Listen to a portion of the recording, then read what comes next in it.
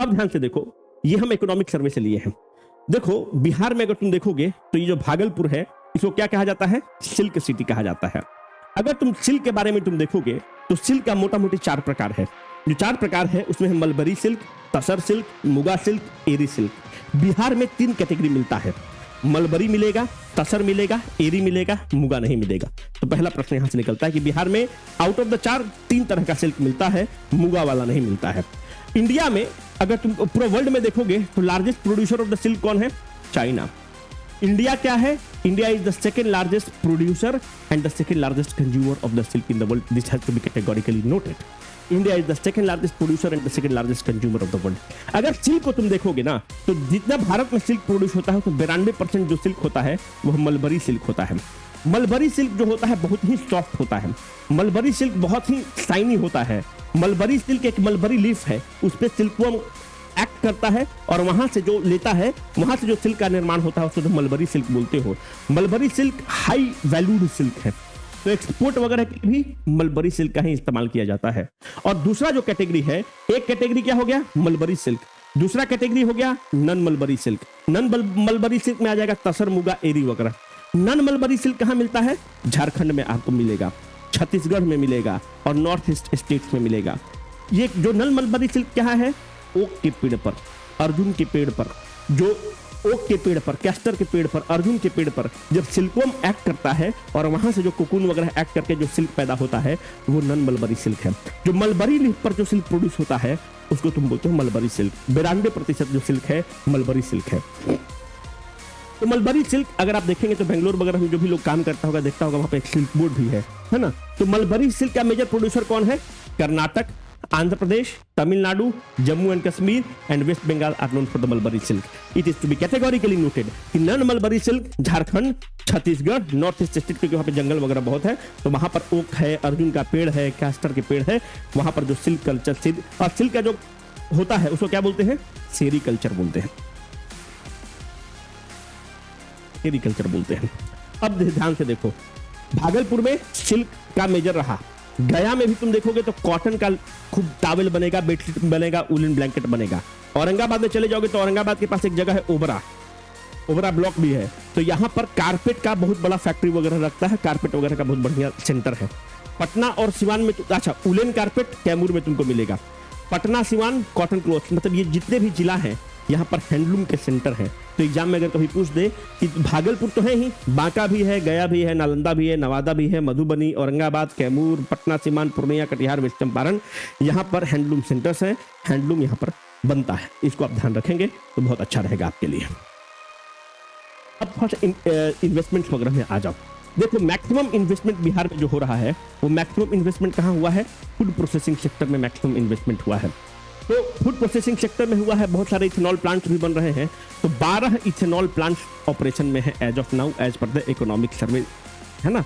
तो 12 ethanol plants operations में हैं। और इंडस्ट्री के साथ दिक्कत क्या है कि बिहार में सबसे बड़ा दिक्कत है कि हमारा मोस्ट ऑफ द लैंड जो है एग्रीकल्चर लैंड है। पर भैया इंडस्ट्री को सेटअप करने के लिए आपको लैंड चाहिए होगा, तो लैंड कोई देता नहीं है क्योंकि बिहार में जमीन को प्रतिष्ठा से जोड़ दिया जाता है। तो सरकार बोली है कि हम लोग खुद ही जमीन अधिग्रहण करके रखेंगे, जिला प्रशासन जमीन अधिग्रहण करके रखेगा। अगर मानते हैं कि ये हमने जमीन अधिग्रहण किया तो यहाँ पर हम अप्रोच रोड दे देंगे, यहाँ पर हम ऑलरेडी इलेक्ट्रिसिटी का कनेक्शन दे देंगे, यहाँ पर ऑलरेडी हम इन्वायरमेंटल का क्लियरेंस दे देंगे। यहाँ पर बस आपको आना है, अपना फैक्ट्री लगाना है, प्रोडक्शन स्टार्ट करना है। इस मॉडल को क्या बोलते हैं? Plug and play model.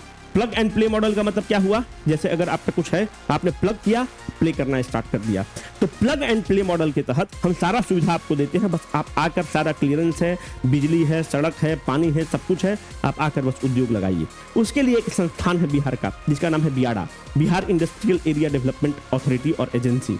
ये क्या करता है कि 9 क्लस्टर डेवलप किया है, मतलब पार्सल ऑफ द लैंड को डेवलप किया है। कहां कहां पर है? बेगूसराय, भागलपुर, पूर्णिया, सहरसा, एक बेल्ट में डाला है, एक क्लस्टर में दरभंगा, गया, हाजीपुर, मुजफ्फरपुर, मोतीपुर, पटना और बिहटा। तो 1 2 3 4 5 6 7 8 9 ये वाला भागलपुर, पूर्णिया और सहरसा को एक क्लस्टर बनाया है, एक जमीन को लेकर बनाया है ना। तो अगर एग्जाम में कभी पूछता है कि बियाडा कितना क्लस्टर बनाया है तो 9 क्लस्टर बनाया है। बियाडा क्या है यार? Bihar industrial area development authority. देखो एक बियाडा एक्ट आया 1974, उस एक्ट के तहत इसको एक स्टैट्यूटरी बॉडी के रूप में 2006 में बनाया गया है। तो बियाडा क्या है? एक वैधानिक निकाय है। क्यों वैधानिक निकाय है?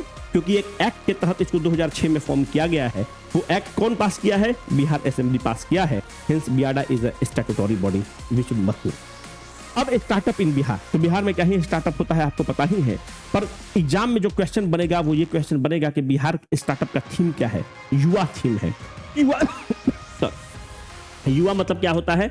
वाई मतलब यस टू स्टार्टअप, यू मतलब unleash the regulatory enablers, V मतलब vibrancy in the education system to unleash the startup, A मतलब access to incubation and the funds. इसका मतलब कि जो थीम है स्टार्टअप ऑफ द बिहार का वो युवा थीम है। मतलब कि हम आपको यस टू स्टार्टअप है, आइए स्टार्टअप करिए।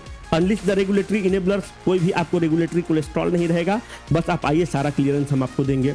वाइब्रेंसी इन एजुकेशन सिस्टम, इस तरह का एजुकेशन सिस्टम बनाना है जो स्टार्टअप कल्चर को प्रमोट करता है, सरकारी नौकरी को केवल प्रमोट नहीं करता है। Access to incubation and the fund, street funds वगैरह का कंसेप्ट है जो हम बिहार बजट वाले वीडियो में आपको बता रखे हैं, आप वहां से उसको उठा लीजिएगा। तो स्टार्टअप सेल खोला जाएगा। तो देखो 46 स्टार्टअप सेल खोले गए हैं बिहार में। इकोनॉमिक सर्वे अपना कहता है कि 46 स्टार्टअप सेल वर्किंग है। कितने जिला में? 38 जिला में। तो स्टार्टअप सेल वर्किंग का मतलब क्या है कि अगर हमको स्टार्टअप करने का मन है तो उस स्टार्टअप सेल में आप चाहिए, वो सारा क्लियरेंस लेके आपको हेल्प करेगा, हैंड होल्डिंग प्रोवाइड करेगा, है ना। और स्टार्टअप के लिए बिहार सरकार ने पीजीडीएम कोर्स भी स्टार्ट किया है, पोस्ट ग्रेजुएट डिप्लोमा मैनेजमेंट। कहां पर? चंद्रगुप्त इंस्टीट्यूट में स्टार्ट किया है। जो चंद्रगुप्त इंस्टीट्यूट कहाँ है? चंद्रगुप्त इंस्टीट्यूट ऑफ मैनेजमेंट है पटना में, है ना। और यहाँ पर 2 साल का स्टार्टअप पे कोर्स स्टार्ट किया गया है, पीजीडीएम का कोर्स, जो बिहार सरकार ने उसको मान्यता दी है कि स्टार्टअप कैसे करे, उद्यमिता कैसे लाए, इसके लिए कोर्स स्टार्ट किया गया है। कुछ प्रॉब्लम्स के फैक्ट जो इकोनॉमिक सर्वे से लिए गए हैं जो आपके एग्जाम के लिए बहुत महत्वपूर्ण है। पहला, संकल्प योजना किससे संबंधित है? सेंट्रली स्पॉन्सर्ड स्कीम है। सेंट्रली स्पॉन्सर्ड स्कीम का मतलब ये हो गया, इसमें सेंटर भी कंट्रीब्यूट कर रहा है, स्टेट भी कंट्रीब्यूट कर रहा है। ये जो संकल्प योजना है इसको कौन फंड कर रहा है? वर्ल्ड बैंक फंड कर रहा है। ये क्या है? स्किलिंग इनिशिएटिव है। इसमें क्या होता है कि भाई जो भी लोग हैं कुछ नहीं कर रहा है उसको टायर फिटिंग सिखा दीजिए, स्ट्रीट वेंडिंग सिखा दीजिए, पंचर मारना सिखा दीजिए, ताकि जीव को पार्जन कर सके। तो ये कहां पर बेसिकली किया जा रहा है?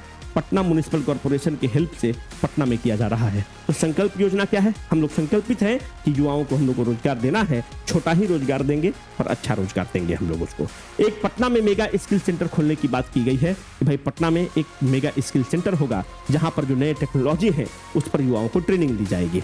सिवान, गोपालगंज और Patna accounted for 29% of the passport issued in 2023-24।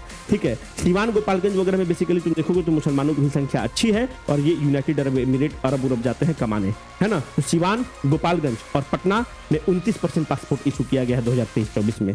Banka registered the highest growth of the passport applications. As पर the periodic labour force participation survey, जो लेबर फोर्स पार्टिसिपेशन रेट है बिहार का वो 55 है। लेबर फोर्स पार्टिसिपेशन रेट का मतलब क्या होता है कि भाई कितने लोग वर्किंग हैं और कितने लोग विश कर रहे हैं कि हम वर्किंग रहेंगे अपने पॉपुलेशन में, तो वो संख्या क्या है? 55 है। तो एग्जाम के लिए महत्वपूर्ण है कि लेबर फोर्स पार्टिसिपेशन रेट क्या होता है, कि वर्किंग पॉपुलेशन कितना है और कितने लोग काम करना चाहते हैं, मतलब employed plus unemployed by the total population है, इसको तुम लेबर फोर्स पार्टिसिपेशन रेट कहते हो और इसकी संख्या 55 है। Labour force participation rate is defined as the percentage of the people in the labour force that is the working और who are willing to work in the population, इसको labour force participation rate कहते हैं और इसकी संख्या 55 है। ये याद रखना, इससे ज्यादा हमारे एग्जाम के लिए महत्वपूर्ण नहीं है। अब देखो, Bihar has recorded the third largest growth in the transport, communication and the storage sector. Third largest growth है। तो 1 नंबर पर कौन है? यूपी। 2 नंबर पे कौन है? कर्नाटक। 3 नंबर पे कौन है? बिहार। कितना ग्रोथ रिकॉर्ड किया है? 7.6% ग्रोथ रिकॉर्ड किया है Bihar. This is for the tenure of 11-12 से 23-24, मतलब 10 साल के अंतराल में, 10-11 साल के अंतराल में हम लोग का जो ग्रोथ रेट हुआ है transport and communication and the storage sector में, वो देश में तीसरे नंबर पर है। सीधे एग्जाम में ऐसा क्वेश्चन पूछता है कि क्या ग्रोथ रेट रहा है, कितने नंबर पर रहा है? 3 नंबर पर रहा है। इस 11-12 से 23-24 के अंतराल में 7.6% का हमारा ग्रोथ रेट रहा है। Rank of the Bihar in the road network क्या है?